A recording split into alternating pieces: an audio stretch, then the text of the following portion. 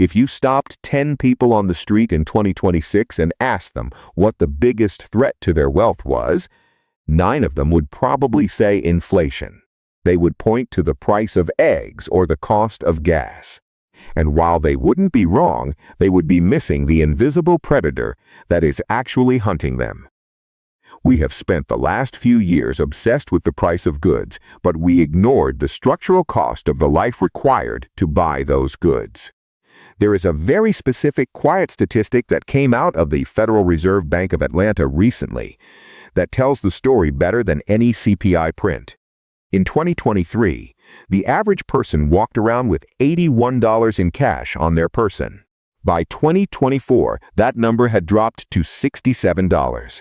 On the surface, this looks like a simple shift in technology. We are using digital wallets. We are tapping our phones. But if you look closer, it signals a fundamental change in how money leaves our hands. We don't make purchasing decisions anymore. We now make subscription decisions instead. We have automated the extraction of our own wealth. We have built a financial architecture where the money leaves our accounts before we even wake up in the morning, often to pay for things we used to do ourselves for free. We are not just cash poor, we are interaction poor. We are losing the tactile sense of spending money because we are too exhausted to pay attention. This brings us to the question of the house, specifically the $250,000 house. In 2026, finding a home at this price point feels like finding a glitch in the matrix. But if you manage to find it, and if you manage to buy it, you might discover that the purchase price was the least expensive part of the transaction. The real cost isn't the mortgage. The real cost is the overhead required to maintain the eligibility to pay that mortgage. This isn't a tax, and it isn't interest. It is the aggregate cost of every convenience, service, and shortcut you must purchase to compensate for the fact that you have no time left to live. To understand this, we have to look at the modern household structure. The days of a single breadwinner supporting a family, maintaining a home, and saving for retirement are mathematically extinct for the vast majority. The Bureau of Labor Statistics reported that in 2024, 49.6% of married couple families were dual income. We have standardized the two-income trap. When both adults leave the house for 10 hours a day, the household manager, the person who used to cook, clean, care for children, and handle logistics, disappears. But the work doesn't disappear. The lawn still grows. The dust still settles. The children still need supervision. So, the market stepped in. Let's look at the first massive pillar. Housing. According to consumer expenditures data from the BLS in 2024, housing cost averaged $26,266 per year. That is 33.4%. Of total spending, that is a third of your life's output, just for shelter. But that is just the baseline.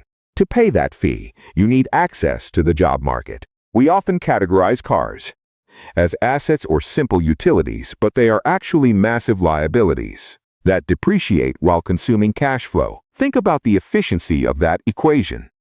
You are spending 17 cents of every single dollar you earn just to physically position your body in a chair where you can earn the dollar. If you are a business, that is a terrible margin, and here is where the second rent becomes punitive. Wrong.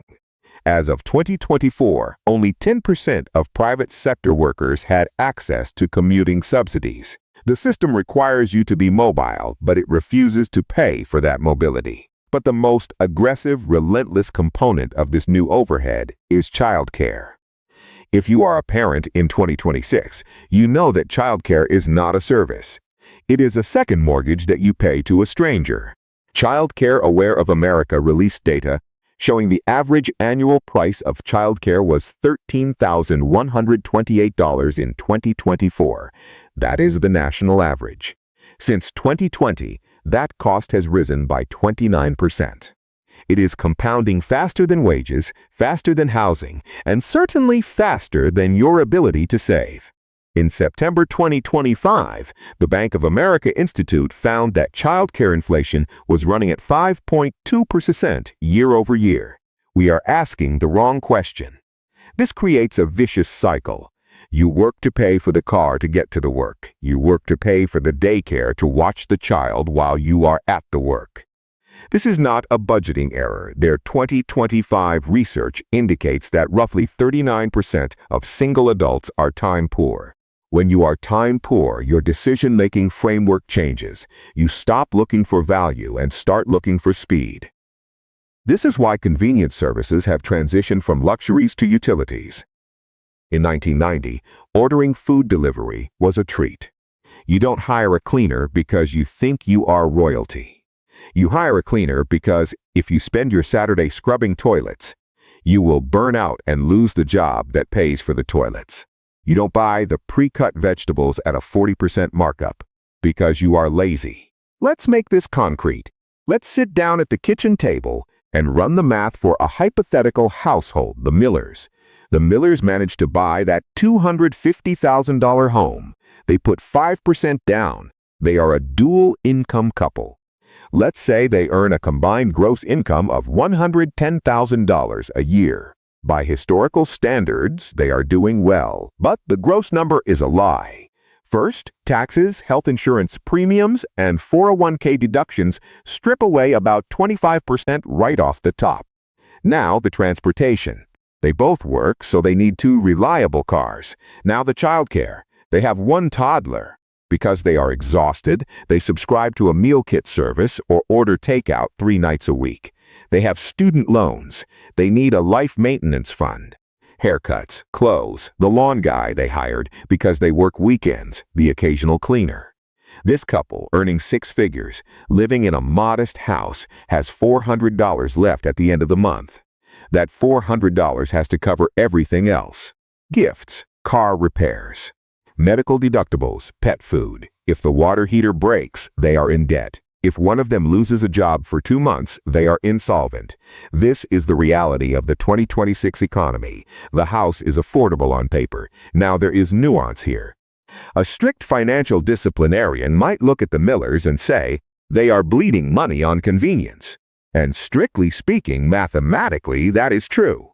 But behaviorally, it is a high-risk strategy. We have to account for human energy as a finite resource. If you work a high-stress job, commute an hour a day, and then come home to 3 hours of domestic labor, you are creating a physiological debt. Eventually, that debt comes due. It comes due in burnout. It comes due in divorce. It comes due in health issues. The second rent is often a hedge against mental and physical collapse. There is also the counter-argument of location arbitrage. People often say, just move to a cheaper area, move to the Midwest. This doesn't apply if your industry is concentrated in high-cost hubs. But even if you can move, you often trade housing costs for transportation costs.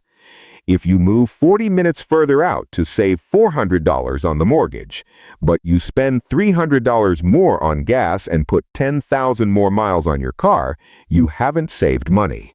You have just converted mortgage interest into vehicle depreciation. However, we must acknowledge that this dynamic depends entirely on income scaling.